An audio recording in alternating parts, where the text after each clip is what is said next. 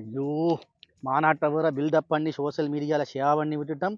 இப்போ கொலையா கொல்ல போறாங்களே போட்டு. இவங்க ஒழுங்காமைப்பு சரியா இருந்திருந்தா இந்த 39 உயிர் போயிருக்காலோ. இனிமேல் நீ மாநாடே நடத்தக்கூடாடா.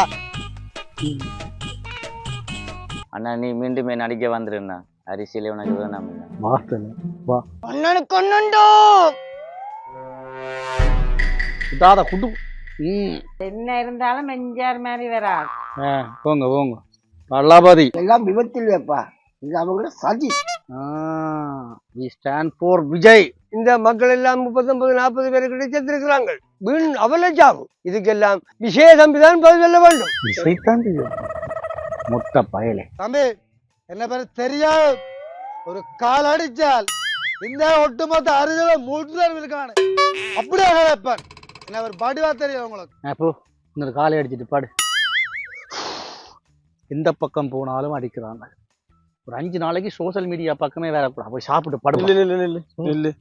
எங்க போறேன் இது கொஞ்சம் தலைவலியாக்குறாச்சு. சாப்பிட்டு குளிசையை போட்டு போய் படுப்போம். தலைவலி வரந்தானே வரத்தானே வேணும். 39 உயிரை கொண்டு போட்டு என்னண்டப்பா உங்களுக்கு நித்திரை வருது சாப்பிட்டு தூங்க போறீங்க. அதுக்கு உங்களுக்கு கச்சதிவு வேற. 39 நாங்கள் கொலை செய்யலாம். என்னடா என்னடா